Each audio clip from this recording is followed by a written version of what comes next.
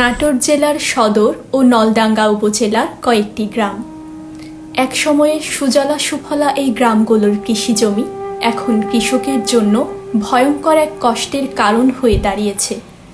যে জমিতে এক সময় বছরে 3টি ফসল ফলত, বর্ষাকাল পেরিয়ে পলিজমা যে জমিতে এক সময় এক চাষ দিয়ে রবি শস্য ফলানো যেত, সেই জমি এখন বছরে 6 মাস জলাবদ্ধ থাকছে।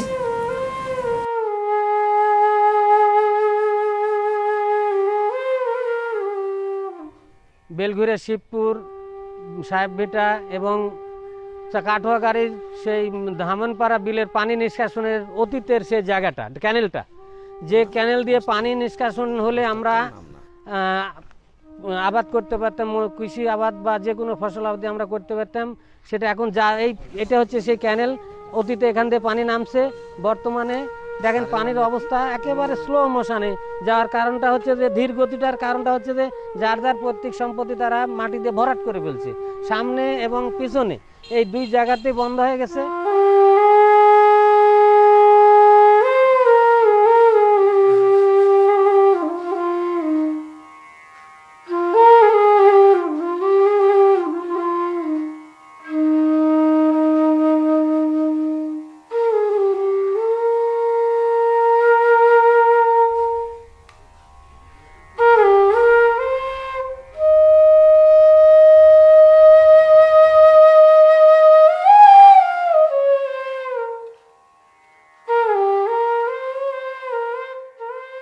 এখানে হলো আবাদ কিছু হয় না, একবারে ফাঁকা পতিত পড়ে থাকে। এই পানির জন্য আমরা কোনো কিছু ফসল পাই না।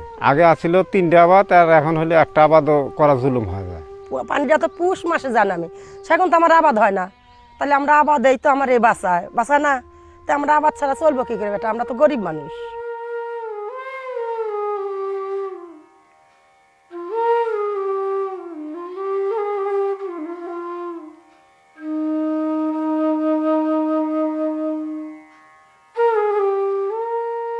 এই দেখেন, এটা আমার জমি। এই জমিতে আমরা বাধ্য হয়ে এক ফসলা জমি আখ উৎপাদন করি, কারণ এই জমিতে 3টা ফসল করা যায় না। 3 ফসল করলে আমরা অর্থনৈতিকভাবে অনেক লাভবান হতাম, কিন্তু এই জমিতে বাধ্য হয়ে যে আখ উৎপাদন করে যে আমরা লাভবান হচ্ছি সেটাও না।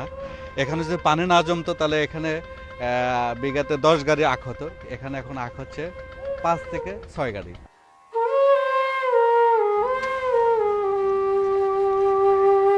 এই পানি আল্লাহ যদি রোদে শুকায় দেয় তাহলে শুকাবে, তাছাড়া কোনো রাস্তা নাই নামার।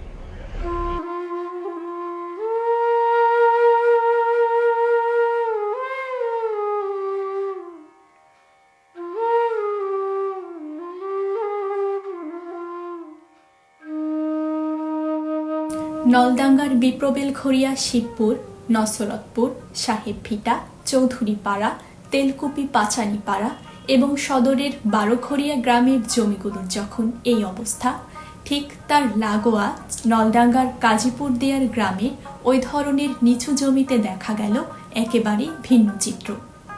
গ্রামের বাসিন্দারা সবাই মিলে উদ্যোগ নিয়ে দূর করেছেন তাদের কৃষি জমির সেই জলাবদ্ধতা।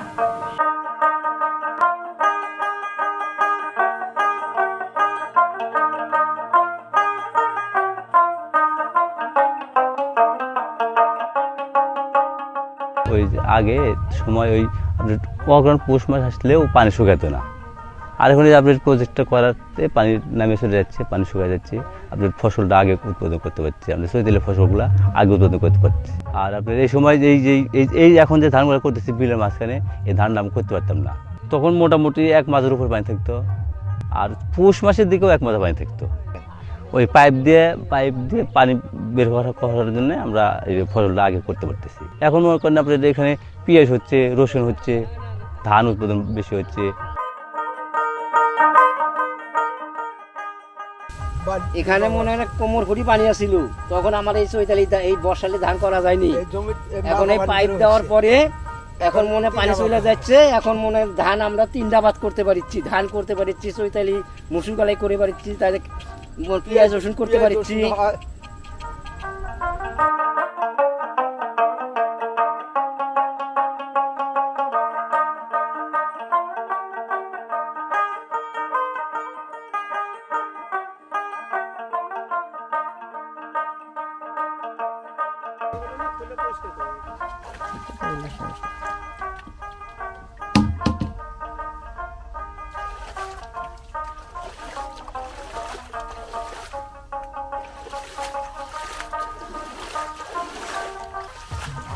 এই বিলে পানি নামার কোনো ব্যবস্থা ছিল না, পরে আজাদ এই পদ্ধতি আইনা মানে পানিটা এখন মনে করেন যে সম্পূর্ণ পানি বিলের অগ্রহণ মাসে নামে যাচ্ছে, আমরা 3 ফসল করতে পারছি।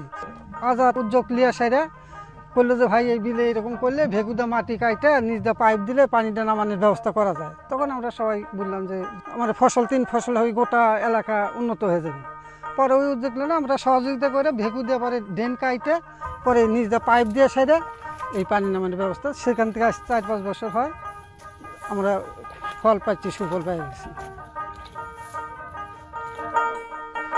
যেখানে ওখানে একটা পানির ট্যাঙ্কি আছে, ওখান থেকে পাইপ দেওয়া আছে, এই পাইপটা গাঙ্গের সাথে লঙ্গ আছে।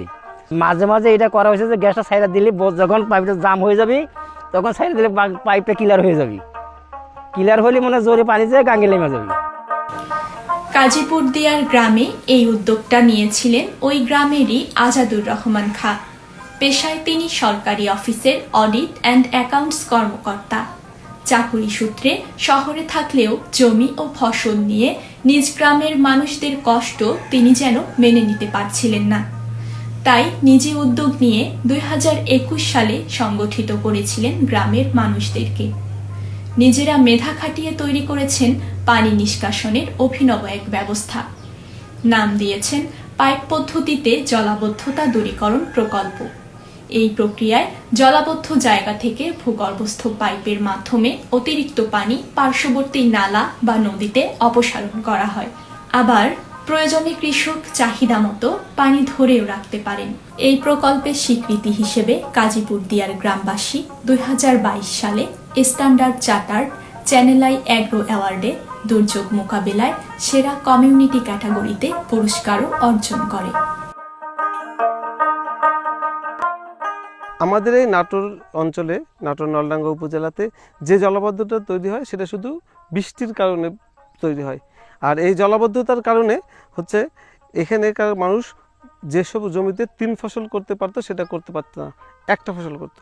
এই যে মাঠটা দেখতে পাচ্ছেন, এই মাঠেও আগে একই পরিস্থিতি ছিল যে তারা একটি মাত্র ফসল করতে পারতো। আমাদের যে সবচেয়ে গুরুত্বপূর্ণ ফসল চৈতালি ফসল, যেটা হচ্ছে আষাঢ়ে বৃষ্টি আসার পর রোদে শুকিয়ে চৈত্র অথবা পৌষ মাঘে শেষ হতো।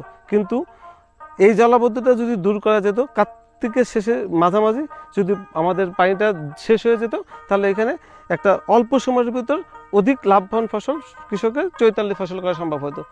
এই মাঠটাতে আমরা ওই ফসলটা তৈরি করার জন্য গ্রামবাসী মিলে এই জলাবদ্ধতা দূরীকরণের জন্য একটা পাইপলাইনের ব্যবস্থা করছি।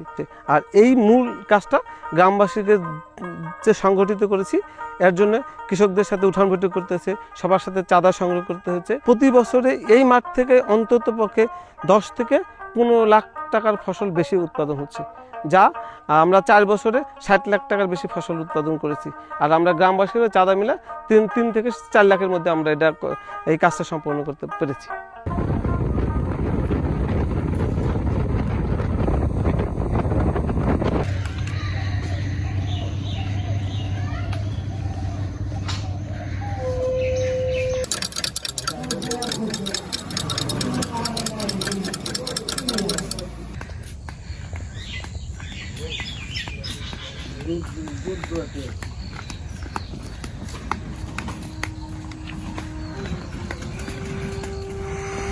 বর্ষাকাল পেরিয়ে শীতের শুষ্ক মৌসুমে আমরা আবারও গিয়েছিলাম নাটোরের ওই গ্রামগুলোতে।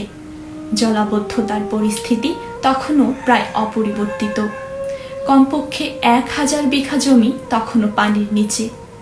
পানির জন্য অনেকে আখ ধান কাটতে পারছেন না, আর শীতের চৈতালি ফসল ফলানোর তো প্রশ্নই ওঠে না।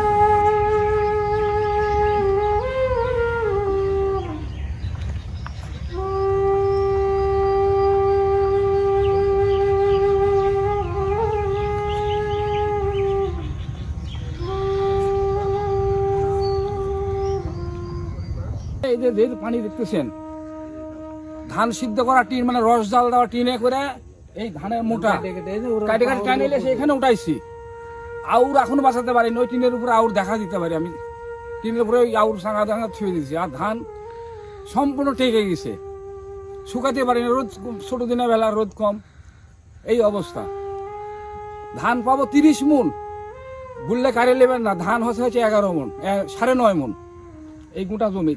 লোক গেছে 10 টাকা, আমরা একদম 5000 টাকা লিয়ে চলে গেছে। কোন দিকে যাবেন, শান্তি নাই।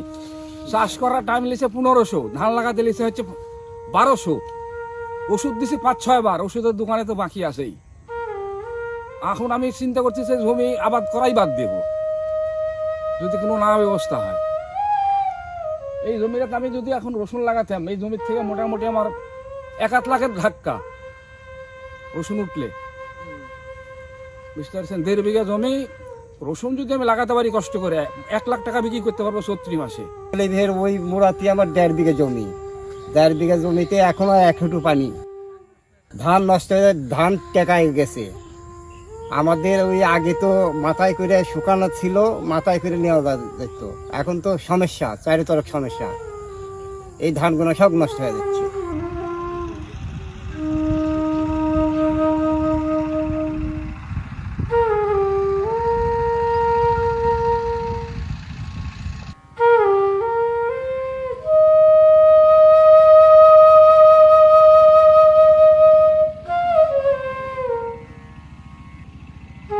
বিলে পানি বাজিয়ে থাকছে, কোনো ফসল করতে পারছি না। আপাতত চৈত মাসের পর শুকাবেই না।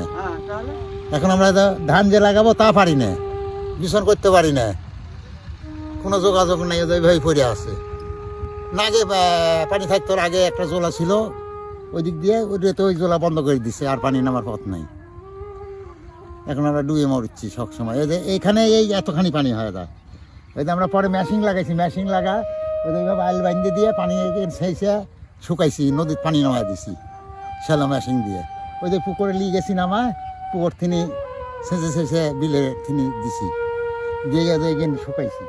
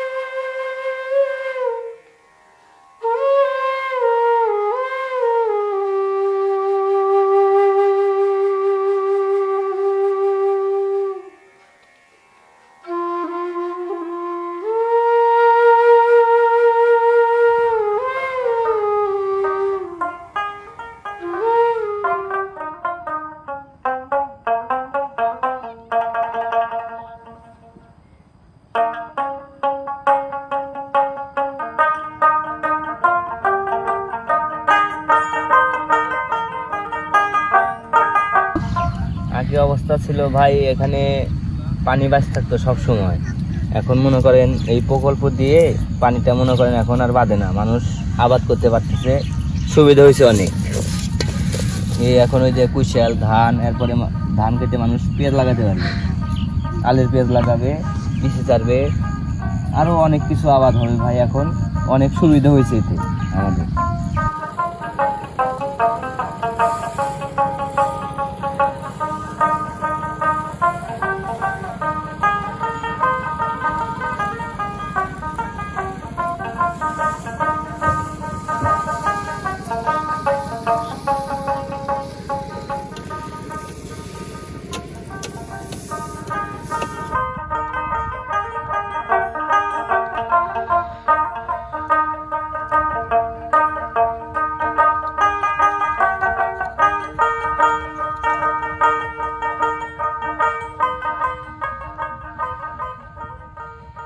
তিন বছর ধরে পেঁয়াজ করছি, ধান কাটছি, ধান কাটে আর পেঁয়াজ করছি।